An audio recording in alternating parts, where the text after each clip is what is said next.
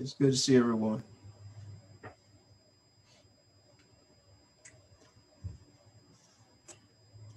Good to see you as well.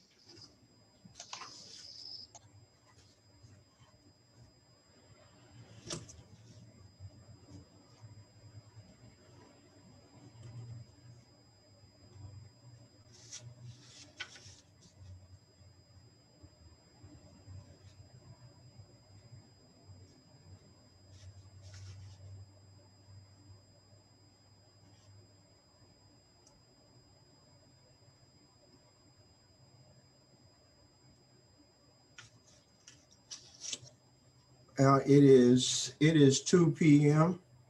At this time, we will go ahead and call the meeting to order.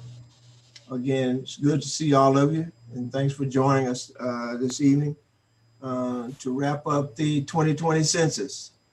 Let me just say before we get into the agenda, it's been a real pleasure for me to watch all of you work and get involved and do an amazing job at a time that God, nobody would have ever expected.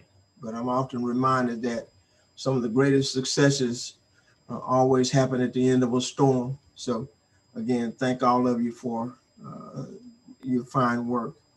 At this time, we will, Andres, if you don't mind, you can, let's talk about some census updates if you have it. I don't have anything specific from our office. I was pulling a separate report for our social media. And so I'm working with our comms department on that, just to inform the governor as to, the type of outreach that we had internally. But as a separate matter, I don't have anything else for the group. I did send a report out to everyone yesterday and then this morning. I just want to take a quick moment of privilege to give a shout out to the people that worked on it. I know that Diego and the other folks at ADI work really hard on this.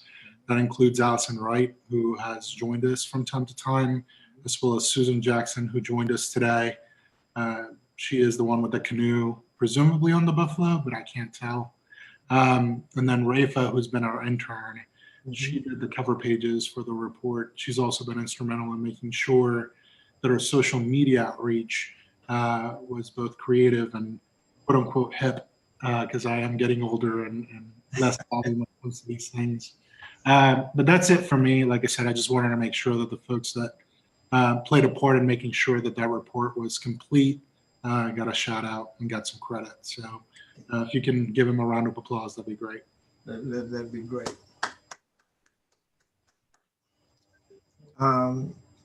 Shelby? Shelby with us today? Yes, sir. I'm here. Hey, how are you, Shelby? Any comments, please? No, I don't have anything specific. Just, we're in a wait and as far as the results go, it's a wait and see. The reality is with COVID and that impact and effect on operations, we would normally see the results that they're supposed to go to the president on December 31st, and then they would flow out to the governors then after that. And we would normally expect to see Arkansas results in February. And when I say results, I mean at the city and county level, not just our state total, but city and county level data. And just due to the things that have happened this year, my expectation is that they're probably not going to hit that deadline like they normally would. Optimistically, we would see that data in February, but we'll just have to wait and see. So anyways, again, echoing Andreas, just applaud all the work that's been done by everyone. And that's it for me. Okay, thank you very much. At this time, we can go around the virtual and any comments from any of the complete count committee members. Any comments? Please feel free to do so if you have any comments. I have a question. Yes, So, ma'am. Terry Hollingsworth, Pulaski County. Yes, ma'am. In light of what Shelby just said, because of all the things that have happened throughout 2020, and considering it looks like our president is not actually doing anything these last, couple of months, and because there'll be a transition in January, do you think so it sounds like our information is going to be delayed probably even further? I mean, in terms of maybe even not until the summer or something like that. Do you think, Shelby? Excuse me. Sorry, Terry. That's a distinct possibility, and that's really more a function of census operations getting delayed for that 3 months or almost 3 months there in the middle of, they would normally have their operations, that heavy duty fieldwork activity in March, April, May, June, July. And they were not doing any field work until July. So that's why, kind of just to put a footnote on our work of this committee and all the other complete count committees, that's why self-response and online response was so critical. But anyways, back to your question.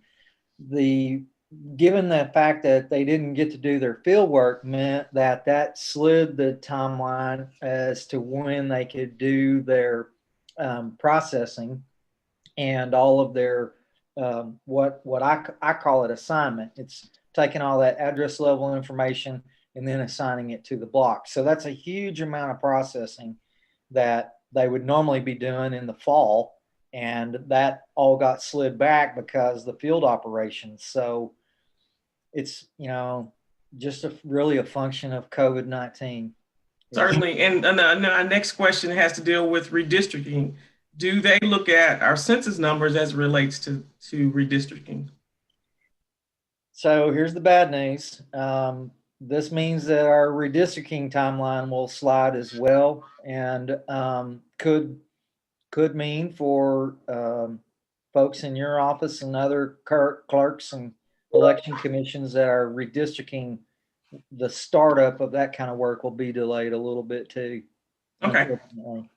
Just kind of want to get that in my head and understand the expectation. Thank you. Brace up.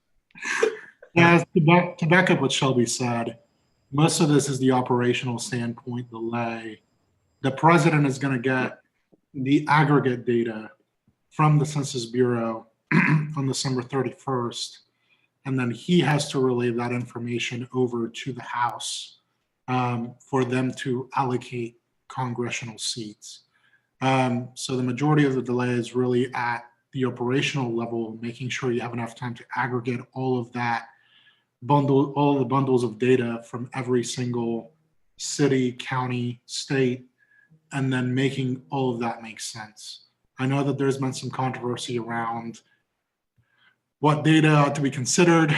Obviously, the Supreme Court is delaying it in making a decision on and all of that, which in some ways kind of decides the issue altogether.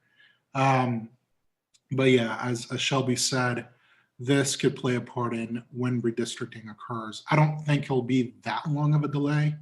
I don't think it'll be the summer, but it may mean it gets delayed by a month or some factor of days in addition to that. The estimates we've received are end of February from some people, but we've also heard beginning of February. So at this point, we've heard we're going to get data in February. I don't know when in February we're going to get it. Andreas, do we have an indication of how well we collected data this census as compared to 2010? What was our self-response rate and response rates compared to 2010? Do we have any information on that? So our self-response rate was around 60%. And in 2010, I believe it was 62. So we were just slightly below what we did at the last decennial census. Mm-hmm. Like I said, like Shelby said, this go around was a bit different. Yes. Since they went electronic, and it sort of changed the whole process. Mm-hmm. That being said, I think I mentioned this at one of the previous meetings. a large portion of the state was update leave, which required the census to drop off paper questionnaires in high rural areas. And so those areas generally saw less self-response and ultimately led to the census having to actually go back and get that information with their NERFU operations. So yeah, our self-response was slightly lower than last time. But like I mentioned, probably 2 or 3 meetings ago, we were one of the first states to get to 99%. So. Very good, thank you. Any comment from any other committee members? Mr. Chairman, if I may just say Yes. thanks to you, your leadership, Andreas, your leadership, as well as many others from my corner tucked up in Washington County. It's been nice to connect with people from all over the state, and it's been enjoyable. So I just want to say that much. Thank you very much, and thank you for being a part of this. Thank you. Mr. Chair, Yes. Mayor McGill, I'll echo John's sentiments, and Andreas and Jarena, whoever was all responsible for that report. That make us look like a whole lot of bunch of professionals working on this thing. That was a dynamic report that you put out that as I glanced through it, and appreciate working with the Attitude and meeting all of y'all. It's been a great year for you. Okay, thank you very much. They put a great team together in Little Rock, Andreas and Shelby, and the people they had surrounding them. And I appreciate the work Dorena did as well, but they had a great team there in Little Rock that kind of was the backbone of this thing. So again, appreciate that. Anyone else? Mr. Chair. Yes, sir, Mr. President, Mr. Presiding Officer, this is Jerome Turner here from Phillips County, and I'd like to also echo and say that the same that those gentlemen have said. I also second that, because it was a great job on that report, and it's been a pleasure working with you guys, and so God bless all of you. Jerome Thank you Turner. very much. Thank you very much. Yes, I heard another voice. Yes, it was me, Mr. Chair, Jarena Storm. Hello, everyone. How are you this afternoon? I just wanted to let you know that on December the 15th, the Census Bureau released 2020 demographic analysis estimates. As a matter of fact, Andreas has just shared, I believe he shared that with you all. So basically what they did is took historical, he's going to share it after the meeting.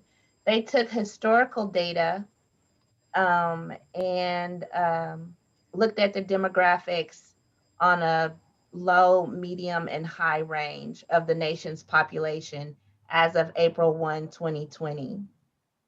So they're going to use this analysis to compare with the official census count data for 2020.